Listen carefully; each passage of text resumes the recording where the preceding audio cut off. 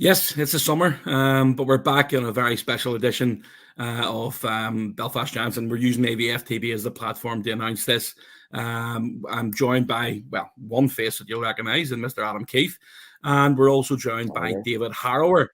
And we're gonna just give you a little bit of a background on how David Harrower got involved with the Belfast Giants, and I'm sure we'll have a quick chat with Adam to see if there's any news upcoming with the season only around the corner. We're starting in mid-August this year.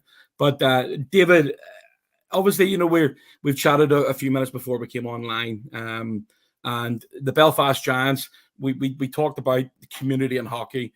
You were brought up in the same sort of area as Adam was when all those years ago, back in, we'll say, the 70s anyway.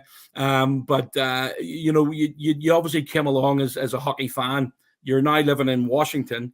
But how did you come to know about the Belfast Giants?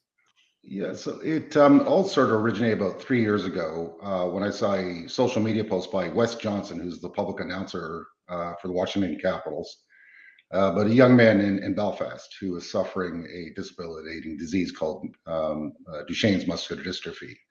And the objective was to get the young gentleman a puck. And I reached out to the parents, McLean's, and sent him a puck. And we started talking and started to develop a friendship, and progressed from there to bring him over to a couple Capitals games and a charity event for what's called Make-A-Wish, which is very similar to the one that's run in the UK. And he spent time with Ovi, golfing, and so on. And it's developed into a deep relationship there. And we were fortunate enough before COVID to make our way to Belfast and watch a couple of games at the arena. And I was taken back by the sense of community. Loud, boisterous fans, very enthusiastic, a great sense. And I was most impressed with the organization and the team. So that's sort of how it happened. 6 degrees of separation, and we've kept in contact with McLean's on a daily basis, and reached out to Adam to see what we could do from this side of the pond on charities and the hockey community as a whole. So that's how it all originated about 3 years ago. Okay, and Adam, obviously, when David reached out to you about what the plan is and what we're going to talk about, how did that come about? I mean, obviously something out of the blue, but how did that come about for you? First off, I mean, obviously, I met David on that trip over to Belfast, and I was aware of what his relationship with the McLeans through social media, and seeing Ethan with golfing mainly with Ovechkin, and it's pretty cool and pretty special from this side of the pond to be watching that happening over there in North America. So to finally meet David and see how much he cared about Ethan and Ethan's family and just the community and bringing everybody together. And I think that obviously when he came over to Belfast, it was certainly a guy that I wanted to meet, and it fits in well with what we try to do here in Belfast.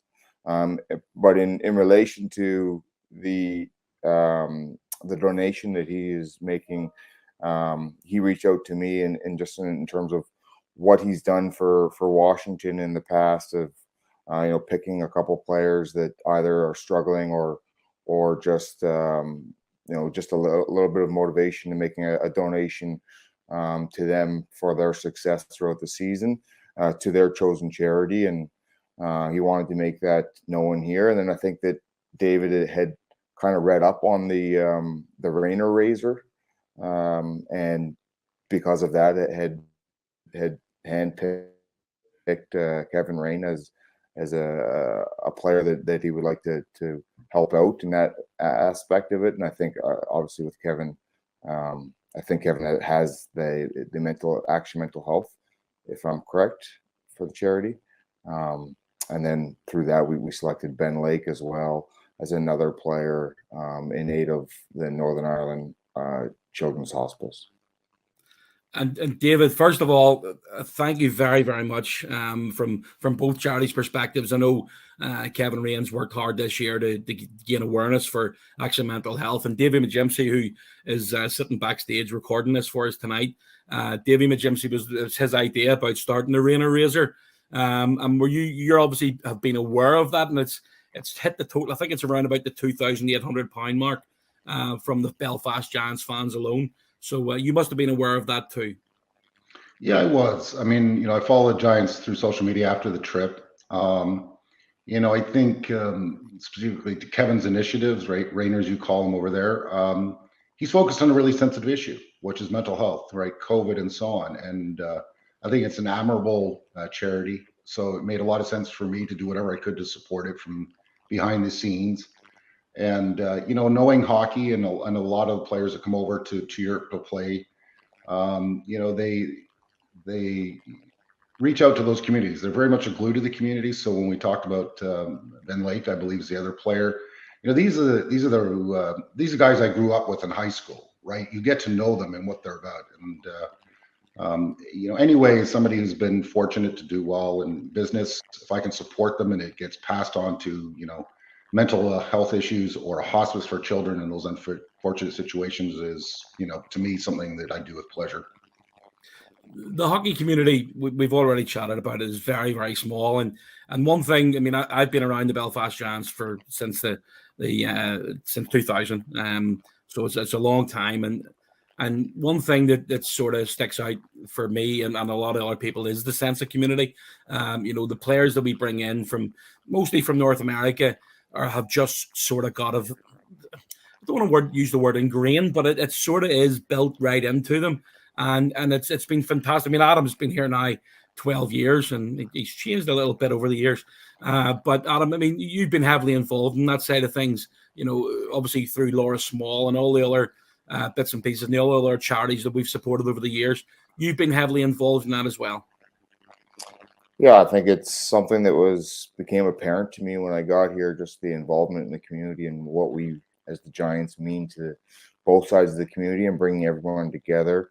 And then through that, I think my first year, Coach Doug Christensen had a deal worked out with a cancer charity where, we got to meet families on a gamely basis, come in and pregame skate and meet the team and do that whole thing. And through that, obviously, I mean, there's a lot of perspective involved and teaching you, there's more to the game, and any way we can give back and make somebody's day a little bit brighter, we certainly want to do that, especially when we have that opportunity. And you only play hockey for so long that sometimes those opportunities won't always present themselves. So we certainly want to take full advantage of that and make everybody feel involved. And if we can make a child's day that much happier one day, we certainly want to be doing it. And a day that goes by or a game that goes by that we don't have somebody in there feeling better about themselves or just even meeting the team and just enjoying their day,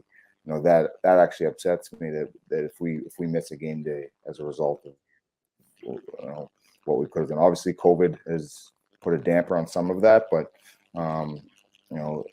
the job that Laura Small does for the team, I think everybody just kind of jumps on board with it. And obviously David's story and what he's done the same thing out there in Washington, and we're happy to have him in some way linked to this team. David, I mean, I know we just touched briefly on the Caps season ending a little bit earlier and what you thought it was going to happen, but can you tell us the players you supported this year with the Caps? Yeah, so typically I try and pick or partner up with a third or fourth liner, right? We have lots of superstars, the Ovechkins, the Kuznetsovs, the Carlsons of the world. And it's sort of a hidden agenda from behind me, which is to motivate a player for a charity. And this year was Garnet Hathaway. And for some reason, it always seems that when we partner up, they have a career year. And as Adam said, you can't play hockey forever. So we had a career year, and his charity is Haas Heroes, which is supporters of first responders, firemen. They deal with mental health issues as well as providing meals during COVID.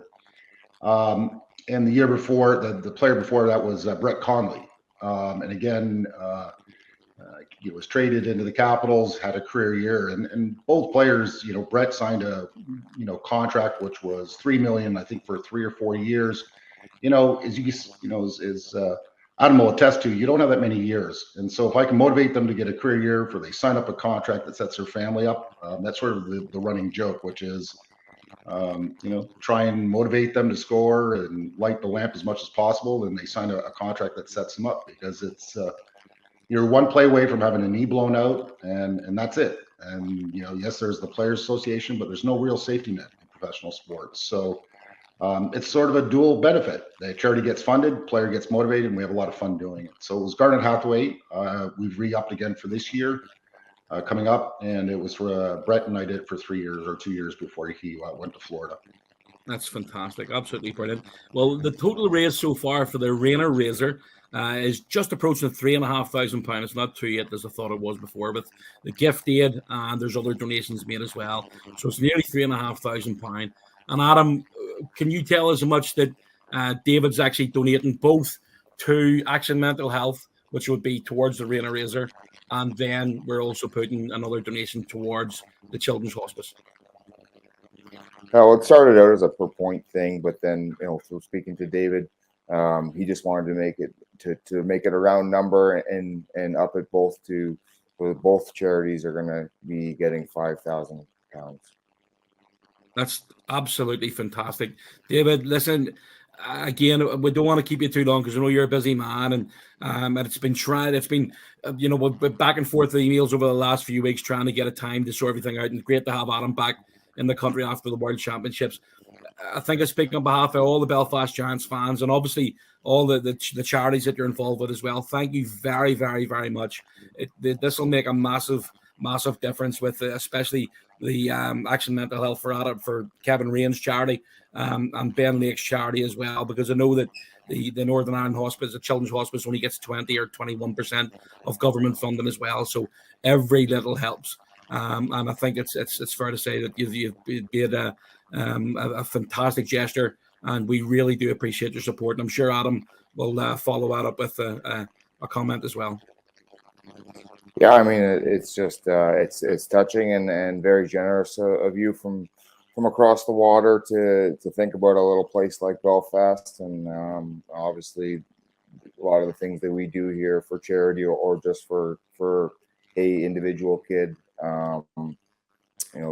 You fit the mold of what it means to be a Belfast Giants, and we're happy to have you and your friendship on board, and looking forward to just catching up with you over the summer and hopefully we get you back to Belfast next season. Yeah, absolutely, and it's my pleasure, and my compliments to the Giants and Miss Small. I know her, and she organized. I think she does an amazing job. And my compliments to your franchise and your community. It made a real impression when I was over there a few years ago before COVID. And I hope to see you all soon at a game when I can get over there and when the season starts up again. So it's my absolute pleasure, and I'm happy to do it. David, thank you very much for your time. I say we really do appreciate it. I'm not going to let Adam go just yet. The Sabres, we always like to hear a bit of news about the upcoming players and if he's been speaking to anybody. So I'm going to have to ask him before you leave. Adam, what's happening?